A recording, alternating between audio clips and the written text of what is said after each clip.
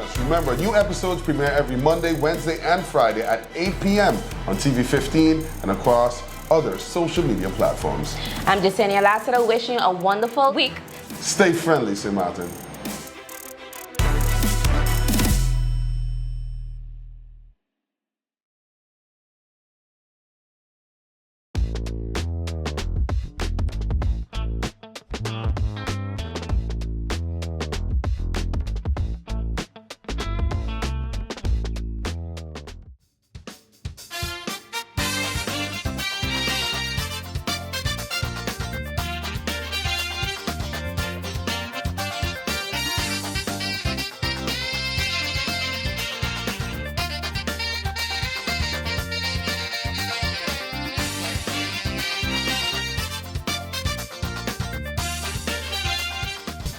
Welcome to Late Night Show. Hope everything is okay. Hope everything is all right. I'm your host, Andrew Dick.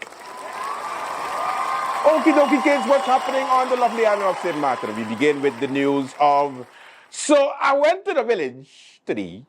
And when I went to the village, I was like, we're looking for food. I was like, where can I get food? Where can I get food? Where can I get food? Where can I get food? Then I saw a nice bar called One Love Bar. And, you know, they told me, oh, you know, there's so much options. You can pick any option you want. So I was like, I feel like a fish. So normally I don't feel like a fish, but sometimes it's good to eat a fish because fish is good for you. Get it? Because fish is... Anyway, so then I decided to ask the lady for a nice fried snapper. And then the lady was like, you sure you want it fried? I was like, yes, I always eat it fried. I don't like it steamed. Then this sparrow come outside, the cook, and he was like, trust me, you want it steamed. Woo! It was so good. He was like, you're going to make babies. I was like, I don't want no more. So check out One Love Bar, One Love restaurant in the village. I had to do the plug because I get a discount. So I was like, I ain't going to set you up. Don't worry. You can go and get some snapper, but make sure you ask for it steamed. So if you ask for it steamed, means that you want babies. If you ask for it fried, means you don't want any babies. You see? Simple. Now, what's happening on the lovely island? Of course, it was a quiet weekend. The screening is ongoing. Now, who is passing, who's failing?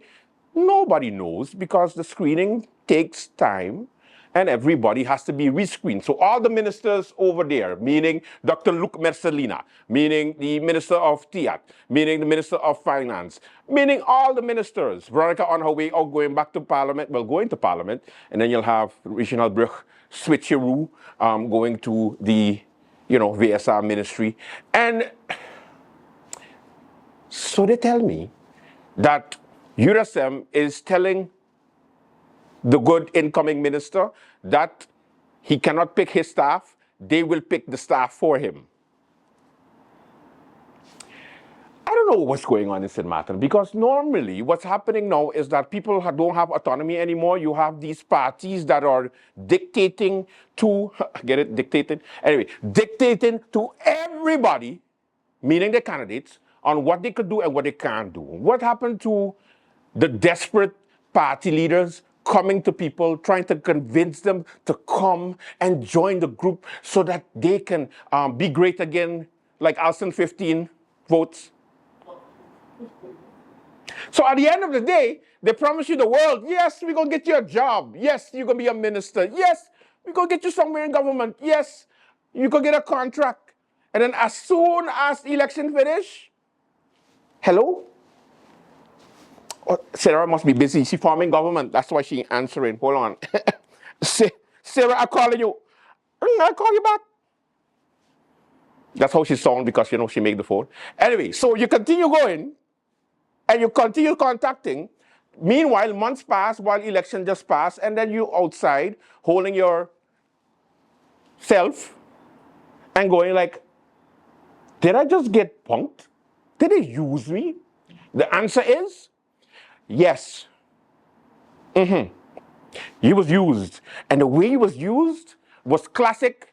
I promise you something without you even, like, they can't put it on paper because that means it would be illegal. That means you're doing something that you're not supposed to, like, you know, they're forcing you. So it has to be like just a, you know, I got you. Yeah, I got you. It's like, remember when a girl just asks you, like, hey, yeah, man, I'm going to go on a date with you, and then she just block you and give you the wrong number? You get fooled. The good news is, are you going to learn your lesson, candidates out there on the outside who don't have a job right now, so they have to go looking for a job? No, because the next snap elections, yes, I said it right. The next snap elections, you'll be the first one to go like, I don't want nothing to do with politics. I'm done with politics. Snap elections. Vote for me. I your choice. I'm there for you. I work for the people. Alston. Anyway, so we're going to continue going. And we're going to continue doing the whole screening process. Hopefully, guys, everybody passes and we don't have a bacchanal. If they don't pass, you'll hear it here on the Late Night Show. I got you. Now, speaking about the Late Night Show and getting you, Melissa Gomes, the incoming Minister of Education, Culture, Youth and Sport, was on Oral Gibbs recently, and she spoke about things. Yes, the same thing you're thinking about right now. Like, I see you watching me, thinking like, did she discuss the whole children and her being minister and her recruiting them? Are you stop it? I said it for you. Did she address it? Hell no. But it was nice to hear her. Take a listen. How you feel as a political party and, say, business? Because there's some political parties who view business as totally different, and they feel they can make it without business. How you feel as a political party? You see that working together with you, or you mean in terms of like private sector? Yeah. Yeah, no, you definitely need private sector. You have to be able to meet stakeholders in the middle. There has to be compromise, but then there's also times where you have to have a vision set forward as a government, and businesses will eventually have to get on board. I think that's also something that there's a balance you have to strike between anything that you do, any relationship that you have. And the public and the private sector have to strike that balance of, we want business, but at the same time, you also need the development of people. You need education, you need social aid, you need, your society has to be at a point where everybody can thrive. Because if society is not thriving, business is going to struggle either way. Right. And I think that's something we don't really correlate here when we think about our economy. Well, how you describe it, it seems like that's happening right now. There was a time when people felt like there was a political party that was favored by business and one that was not favored by business. Yeah. And people say, well, when this party is in power, we did well. When the other power, we did bad. Yeah. And that's unfortunate, I think, when we look at as a small honor like Simone. Yeah, for sure. But like I said, even then, I think if you look around the world, you have to strike that balance between hypercapitalism and the reality that you are a small island. So just how much capitalism can you sustain, especially when we look at developments. We've talked about it.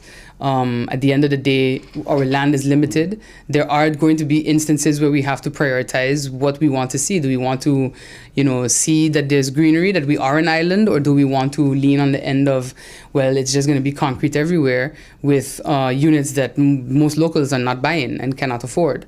And that's that balancing act that you have to get into. But to do that balancing act, you have to be able to make decisions, and you have to be willing to make tough decisions sometimes. There's a lot of concern that many of the politicians and those that are elected have never owned a business. So they don't really understand the intricacies of running a business. Right. And sometimes that goes contrary to what the business community wants. Yeah, I can see the sense in that. And I think, I've never run a business, but I have worked in private sector my whole life. I have said, publicly that there's a certain mentality that comes with coming from private sector. A good example was COVID. So when COVID started, I remember saying to former MP Peterson at the time, we're going to have to cut our salaries because this is going to be rough on the economy, on the community. And, even if it's not a thing that we could say, well, we're going to cut our salaries and then that goes into this particular pot, we should at least in solidarity. Because, I remember when I was working at Sinesta Maho, 2007, the U.S. housing crash, they told us all, you have to cut 10% of your salary because if not, we're not going to have a job. And that's something that I think in private sector you do understand. Like, it's either a small sacrifice now to make sure that there's still income, or it could be no job at all. And I think that the private sector balanced that rather well. Many people drain their savings to keep their business going, to be able to pay their employees, maybe less than they were paying them, but that was a necessary sacrifice. The same way that I had to deal with it when the U.S. housing crisis hit. There were no people flying. People were not coming here. And, the point of a hotel is to get heads in beds, as they say. And I remember that my one protest at the time was that if you cut everybody across the board 10%, it hurts. It hurts some more than it hurts me. A housekeeper and a manager are not on the same level. So my one complaint was, try not to cut housekeeping and just cut the managers and keep it at that. You're speaking, and I'm getting a flashback from 1984. And I don't know if you is familiar with 1984 and the former Nelson Tilly's and that tax, that 10% additional that it added on. And what I didn't know at the time was that the government of St. Martin did not comply with the federal government request to have also civil servants take part in that. So I was working as a manager in Muller Bay. Yeah. And I saw 10% went off my salary, whoop, just like that. Yeah. And that was bad. Yeah. In hindsight, at that time, the Nelson Tilly was in a very, very bad situation. Yeah. Yeah. And in those situations, I think when you're in a crisis, the first thing that you should tell yourself is that your entitlements are gone. They're done. They're the first thing to go, actually. And it's something that, again, I've had to learn it from private sector. The U.S. housing crisis, later on when I worked in the Netherlands, the Greek debt crisis that required the EU to, send financial assistance. And they calculated down to a T what that would cost every taxpaying Dutch citizen. I think they told us it would cost the average taxpaying citizen in the Netherlands an extra 400 euros a year. I have to double check, but they brought it down to that dollars and cents for us. And many managers at the company that I worked, they were entitled to cars, laptops, etc. But they were like, no, absolutely not. Those things are out the window, reduction in vacation pay. Like, that's the reality that private sector has to deal with. And I think public servants don't normally have that approach, because in public service, that you're going to get paid. And I'm not saying that's every civil servant, but definitely it's a cultural shift when it comes to our approach to work that has to happen. And yeah, it's a difficult. Everywhere you turn in politics is a balancing act that you have to strike. When you look at the party, PFP, the Party for Progress, but when you look at St. Martin today, we're 14 years now in this special arrangement within the Kingdom of the Netherlands. Yes. And before I go to why I want to ask you, how you feel about this arrangement? Or, as a leader of a political party, do you feel St. Martin is a colony, or is St. Martin a part of the Netherlands, another colony? I mean, there's different definitions, I think. Most people will say that if you're not able to make your own decisions and such without, conditions, etc., that you're still a colony. But if you take it out of that conversation and you really look at geopolitics and the realities of it as a whole, most countries, whether they are big European countries, former colonizers, colonizing countries and such, everybody has somebody to answer to. There's no such thing as free money. And this is something that I've said in Parliament before, because you have a lot of misinformation where, for example, with Irma, persons are like, well, the Dutch gave Dominica $30 million, no questions asked. You don't know that. And that does not happen. There's literally no such thing as you getting any type of money from a country or a lending agency with no questions asked. It's a quid pro quo. Yeah, there will always be a condition somewhere. It's whether it is I expect your support at the UN level on a particular matter, or I expect you to do this with the money and not that with the money. Everything comes with a condition. You can't go to a bank and get a loan and you tell them it's for a car and then you decide to use it to fix a fence. That's the I think it's unfortunate that that's the misinformation that's kind of been perpetuated. to make it sound as though we are somehow getting a different type of scenario than anywhere else. Now, there are definitely things that the Netherlands has done that I disagree with, tying, for example, the interest rates of the refinance COVID loans to an ENYA solution. I think those are an apple and a banana that you're trying to shove into the same basket. However, the notion that there's just money that does not come with guidelines, etc., on how to spend it, when it should be spent, and what happens if it's not spent, we may have taken a very lax approach to concepts such as subsidization, where we give subsidy to organizations and we don't follow up on how it's spent as a government, as a country. But just because we take that lax approach does not mean that everywhere else in the world does.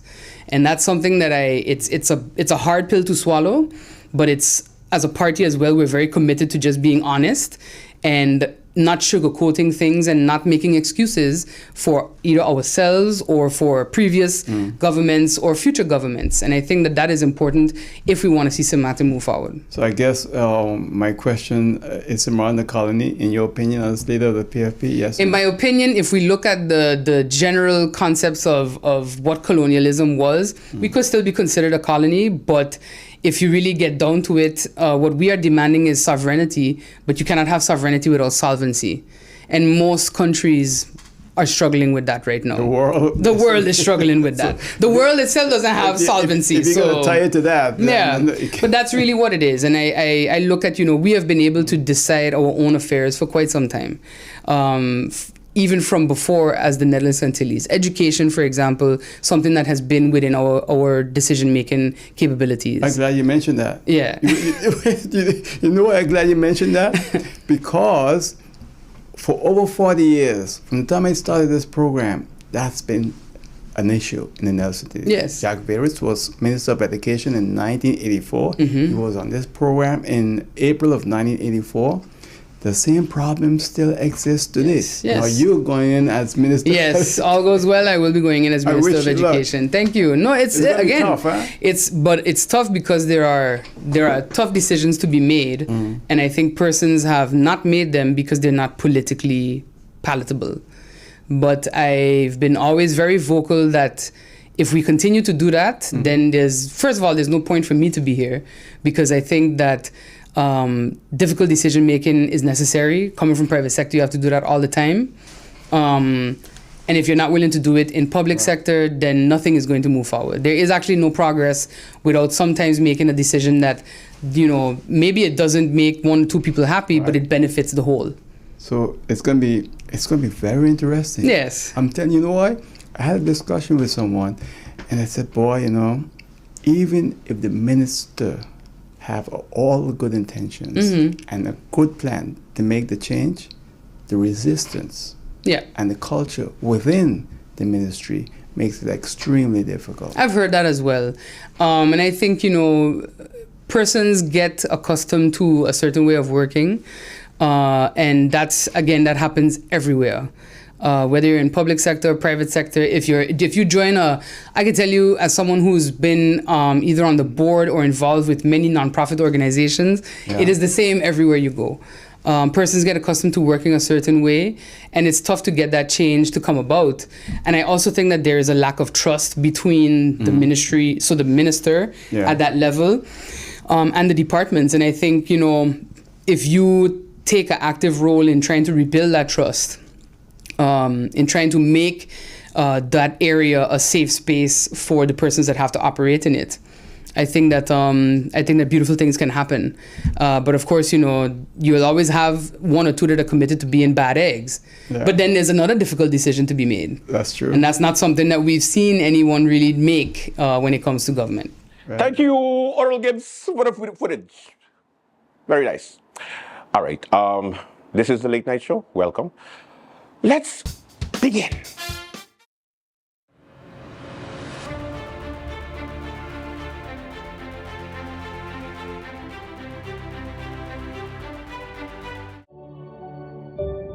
You've dreamt it. You've worked hard for it. And now you've got it.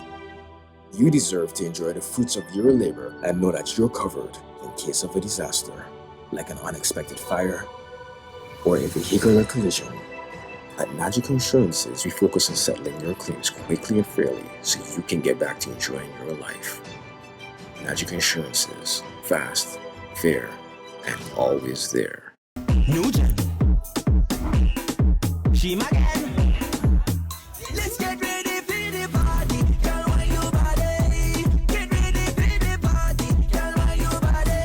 Let's get ready for the party. Girl, why your body? Get ready for the party. Girl, why your body? With a party tonight. Someone tell me with a party tonight. With a party tonight. Someone tell me with a party tonight. With a party tonight.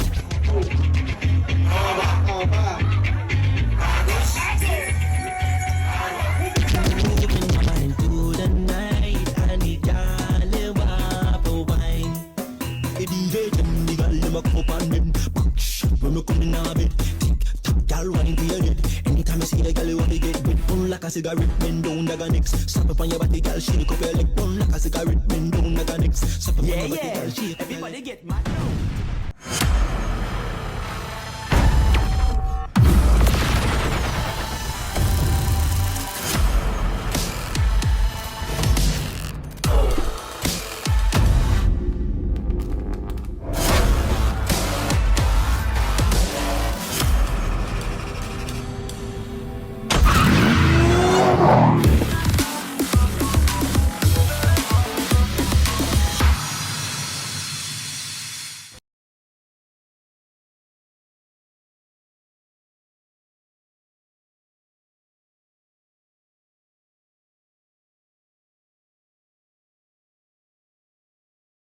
At GEBE, we take the safety and quality of your water seriously. Every day, our dedicated sample collectors venture into the field, visiting the places that matter to you: water tanks, school, supermarkets, home, and high-risk areas. Once these samples return to our water quality lab at KB, they embark on a journey that safeguards your well-being. Our dedicated analysts take over, sending these samples to the microbiology and chemistry departments, respectively. This is where the magic happens. We test for a range of parameters, and we do this every single day, no matter what, including holidays and weekends. In our microbiology department, we focus on two major tests targeting various bacteria. Confirmation tests are conducted, and we have plans in place in case the results are confirmed. And then we do it all over again, 7 days a week, 365 days a year. Rain or shine, your water safety never takes a day off. So when you turn on the tap and enjoy a glass of GEBE's water, you can do so with confidence. GEBE, the power to serve.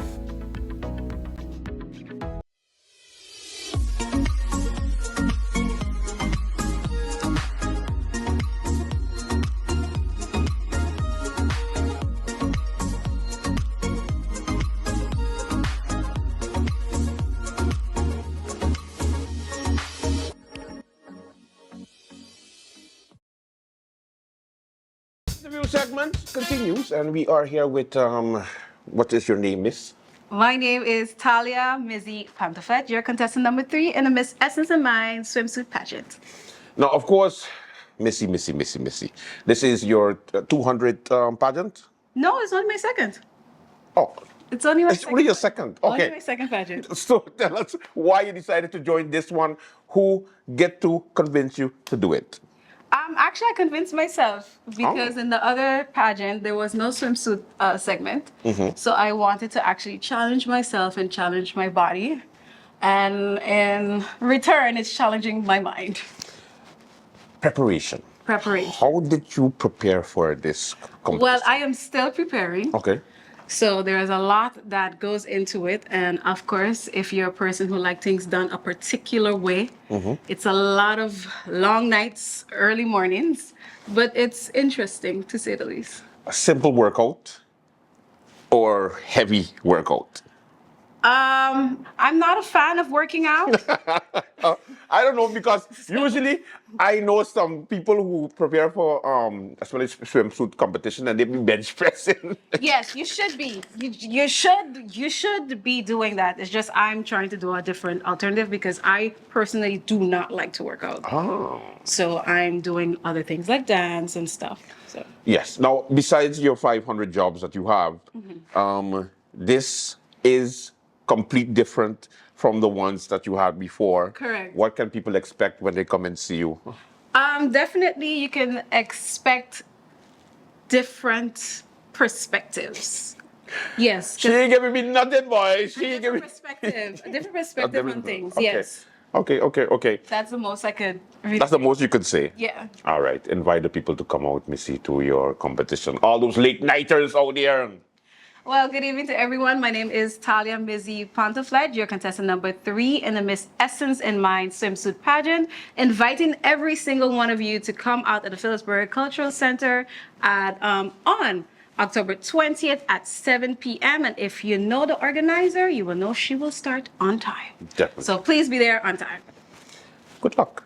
Thank you. I need it. Hi, my name is Talia Mizzy Pontefled, your contestant number 3 in the Miss Essence and Mind pageant, inviting you to come out at the Phillipsburg Cultural Center October 20th. The show is going to be phenomenal and you definitely don't want to miss it. If you think I'm a great candidate to be sponsored by you, hit me up on all my socials, Mizzy_loves_food on all social media platforms. Time for commercial break. When we come back, more late night show. Stay with us. Hello and welcome to SXM Taxi, the most convenient way to hail a taxi on St. Martin. Our app is strictly dedicated to licensed taxi drivers only on the island of St. Martin. You must have an active authorized taxi license and driver's license to be approved to use our service. Our app is designed for the convenience of both customers and drivers. Customers simply download the app, upload a credit card, and have immediate access to any driver available nearby. Once you sign up and are approved to drive, you can choose when you want to use the app by toggling the switch at the top center of your screen to either online or offline. When you are online, you will be alerted for passenger pickups in your area, be visible to riders, and be able to accept rides. When you are offline, you will not receive alerts and you will be invisible to riders. This feature is available 24 hours a day, 7 days a week to use at your discretion, making the app extremely flexible and user-friendly for the driver. Once the rider requests a taxi, a notification is sent to all drivers in the vicinity. The first available driver to accept the ride gets the fare. Once you are alerted of a potential fare, you can accept the trip by clicking the Accept button at the bottom of your screen. The app's built-in GPS feature will then guide you directly to the rider's location. By clicking the 3 dots in the upper right-hand corner of your screen, you can choose from 3 different GPS integrations: Apple Maps, Google Maps, or Waze. This feature gives you the ability to use the GPS platform you are most comfortable with. Please keep in mind that you must download the GPS app that you prefer separately onto your phone in order to use this feature. We recommend downloading the Waze GPS app for best results, as we find it to be the most accurate and up-to-date GPS platform. Once you arrive at your passenger pickup point, slide the Mark Arrived arrow at the bottom of your screen. For added security, the app will require you to enter either the last 4 digits of the passenger's phone number or an OTP code that was provided to the rider. This built-in safety feature protects drivers from unwanted or incorrect passengers. Once you enter the correct code, the ride can start by swiping the slide to begin arrow on the bottom of your screen. Once the trip is complete, simply swipe the slide to end ride arrow on the bottom of your screen. The fare is automatically calculated and charged to the rider's credit card. You are now ready and available for your next ride. Driver sign-up bonus fees. All drivers that sign up to use our service will receive an additional 10% booking fee for every fare booked with the app through 2025. In addition, the first 100 drivers that use our service and reach their 100th ride milestone with SXM Taxi will receive a one-time $500 bonus fee.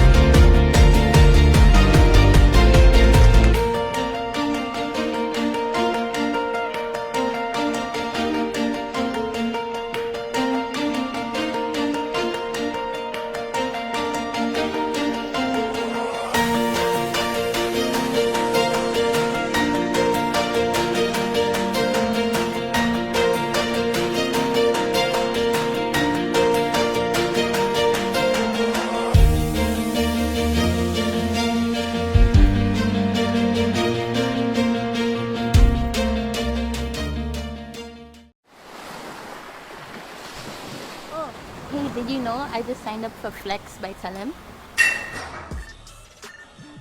Do you mean flex like this? Definitely not that. Do you mean flex like this? No, definitely not that. Do you mean flex like this? No, definitely not Flex like that. Telem's Flex is a mobile plan that adapts to your needs. Each month, I get a preset monthly fee that has a set amount of data, SMS, and minutes. So I know what I'm getting. But say goodbye to overages and bill shock, because when I go over my postpaid plan, it switches to prepaid. So I have the flexibility to top up what I need when I need it. I'm in complete control. My budget, my rules.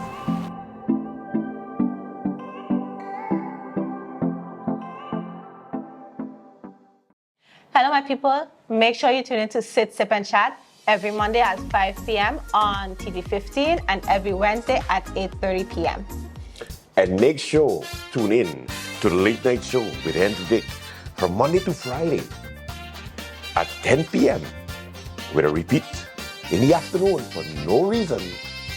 In the afternoon, the late night show at 3 p.m. Thank you, TV 15. Thank you, TV 15. Make sure to tune in Make sure to tune in to the late night. and Sit, Sip, and Chat. Late night. Flashback time! Flashback. Welcome to the Late Night Show. Hope everything is okay. Hope everything is all right. I'm your host, Andrew Dick. Okie dokie kids, what's happening on the lovely island of St. Martin? We begin with news of the 2x4 being as strong as ever. This 2x4 right here was at the base, and you can see how flimsy it is, and this is the amount of damage they caused in just a few months. So if you have Formosan termites, this is no joke, and most insurance companies will not cover Formosan termites or termite damage. This is outside of your policy, so it might be something to check up on. Over the weekend, they had rumblings of talks that, certain political parties within the 2x4 are busy talking to other political parties. What a lot of people say is if you haven't had termites, it's just a matter of when. So there you go. That's just some kind of set your mind frame about termites. Believe it or not, people, it's a normal thing. It happens all the time. So I don't need you to worry. I don't need you to be scared. This is part of the political process. You decided to put 6 parties in there. You have 50 members of parliament that only think about themselves. And of course, 8 or more of them are putting their heads together to make a executive branch, a council of ministers. Promises will be made. And when promises are not kept, they will be calling other people the whole time. It's like one of those relationships whereby no matter what, even if you're happy, you're still going to look for, a little bit of fun. But if you get me upset, then definitely I'm going over to someone else to make me happy. That's basically what we got now. Some of the parties were promised certain things. The fundamentals are completely, or I should say the ideologies are completely different. I'll give you an example, for example. The Democratic Party, the PFP and the USM are pro-Dutch. The Now Party is anti-Dutch. They don't like them very much. And it's very clear. Chris always been a fan of Saint Martin, one Saint Martin. Let's go independent. F the judge. Go take your cheese somewhere else. When it comes to these parties, and that's why I was surprised when I heard this whole 2x4 coalition business, is because fundamentally, how would they be able to see eye to eye? So Chris would be in a meeting and say, for example, we should go and have our own development bank. We should succeed from the central bank. Yes, it's something he says all the time. We should leave the central bank to Curacao. Curacao, you take your stuff, I take my stuff, go fly a kite. Now, how do you tell a Curacao Prime Minister this? I'm sorry. A Curacao born native in St. Martin who's Prime Minister. Yeah, I want to leave from Curacao. And then you also have the situation whereby, yeah, Auntie Sarah, you know, she got the wilderness on speed dial. So that's as pro Dutch you could be. And then of course, Oranje Labovo. And that's of course my good friends of the PFP, Melissa Gomes. Hello. Hello. You know, Nederland is alles for her. And of course, Ludmina de Weaver. I don't know. It depends on what side of the bed Ludi wake on. I don't know. I don't know. It depends. I don't know. Because Ludi been drastic these days. Like, oh, she's rough to the point and mad at the world. Did anybody tell her that she get a lot of votes? Like somebody tell her to calm down. We didn't even have a council of ministers yet, and she just there aggressive and abrasive and just like, oh, mad at everybody and everything. I miss the yoga Ludi, like where she is. I ain't seen her. I don't know. Like, I think in her acceptance speech in Parliament, she was like, do I your walk? Do I your walk? That's all I gotta say. If we could just stop thieving for 1 year. St. Martin. Oh boy. Anyway, let me leave Ludi alone. What else we have? So basically, the tug of war, the little fights are happening, will always happen because you have a fragile 8 persons that are supporting this incoming government. Whenever somebody don't get what they want, all they have to do is say, I think I'm getting corona, COVID.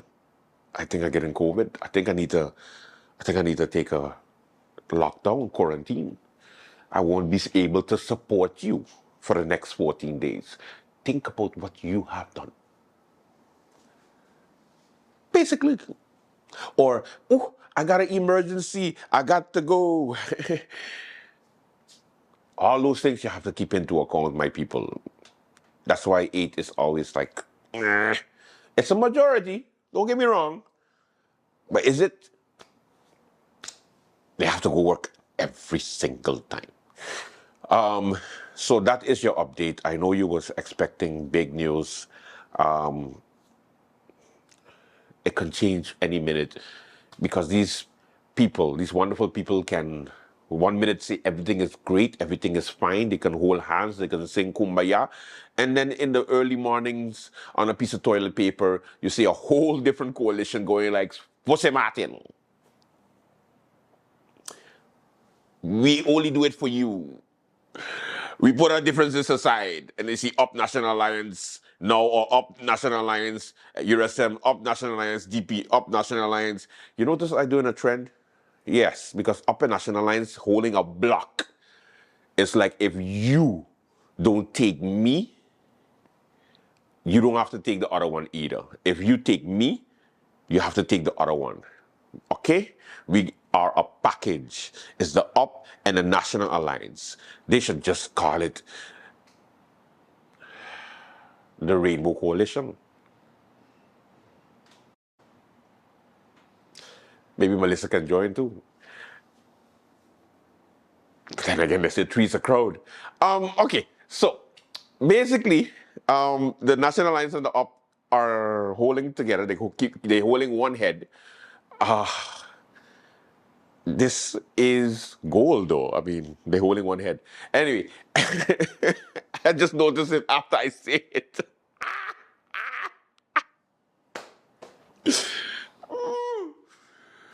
Oh, anyway, so no matter what, you won't be able to infiltrate them. And the thing is, they can't go on them by themselves. You understand? I doubt the UP and the National Alliance want to get themselves into a coalition whereby they're on a fragile eight because somebody is upset, they leave, and so on. Because based on their experience, they always make sure they get their backups. So let us see what's going to happen in the coming days. Dr. Luke Messalina, the formateur, has until 3rd of March to give in his report.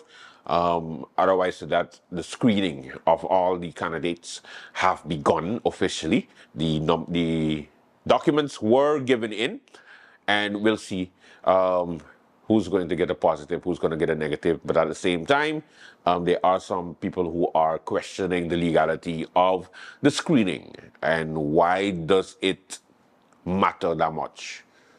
So, yeah. In some other news, the former Prime Minister, former Member of Parliament, William Marlin, wants to rename the Princess Juliana International Airport. Now, wait a minute. Now, hold on. Take it easy.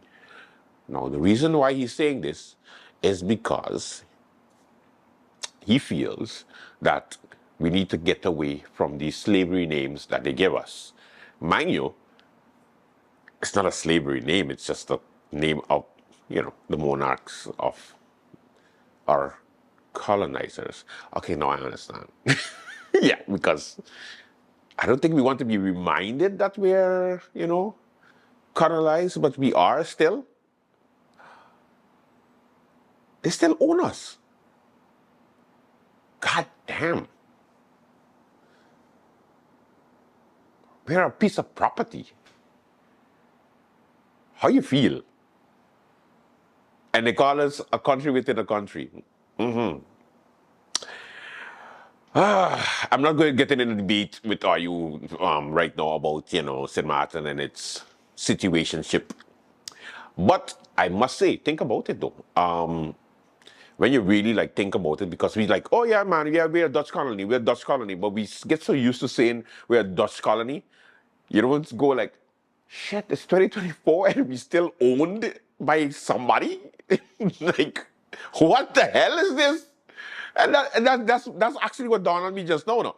Because I was just okay, so the reason why we want to move Princess Juliana International Airport is because, we want to be more, have a St. Martin identity, so we give it a local name, but Princess Juliana is actually, a monarch that owns the island. Well, half. Wait, we a piece of cattle.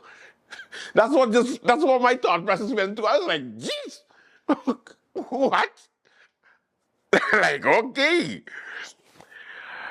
And trust me, I know, I come from Suriname. We were colonized and we left. And we're still there. So maybe it's not that bad.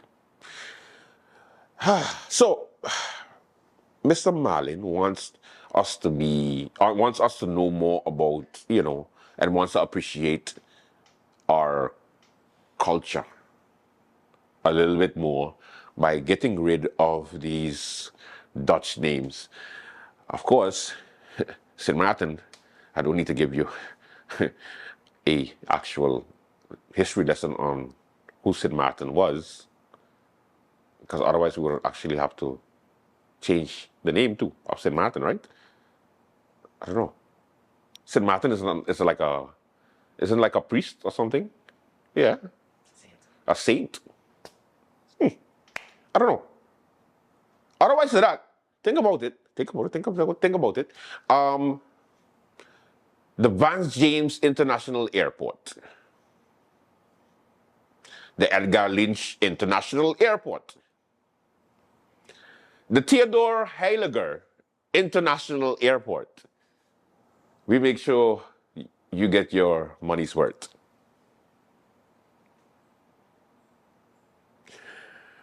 I had to do it. Anyway, the William Marlin International Airport had a nice ring to it. I like it.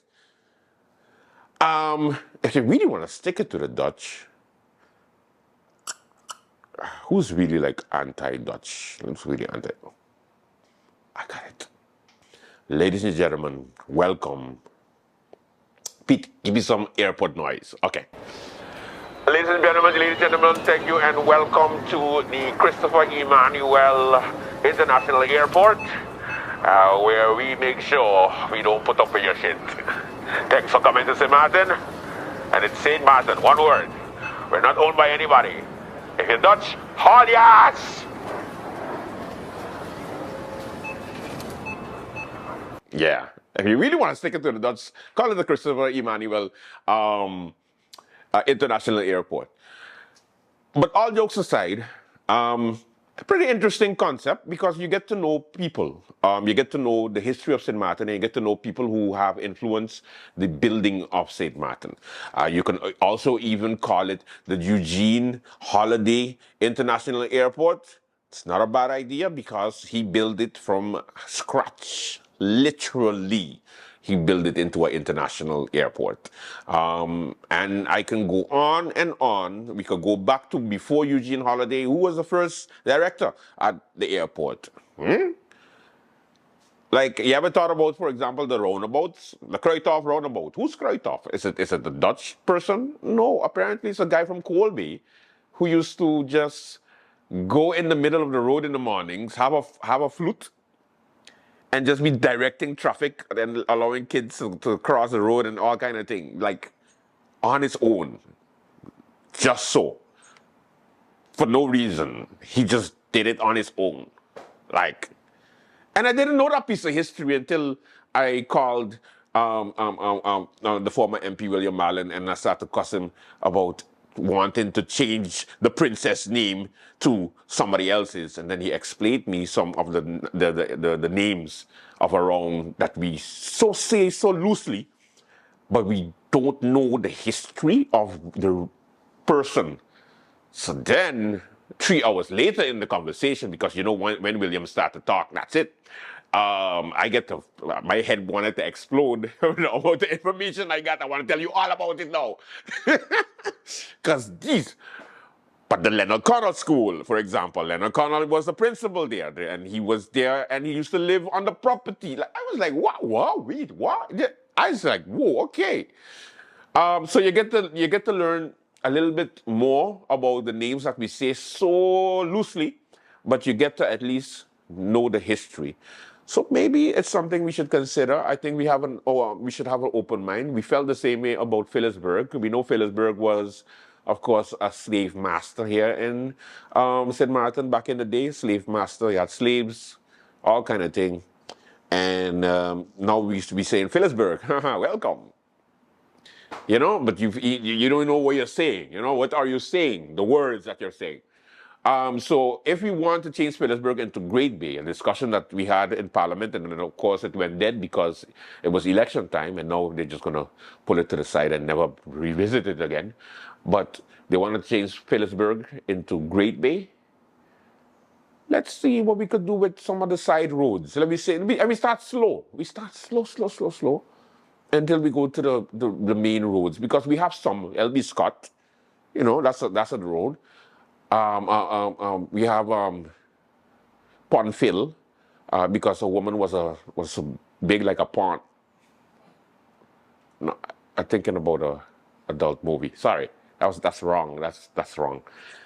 Oh yeah, the pond was there. That's why they call it Pondfill, because they filled it. Oh, Walter Nisbet, right? I need to study some more. That is for today's show. Thank you so much for watching. Until tomorrow, do have a safe and pleasant one. Don't forget, pay your fines.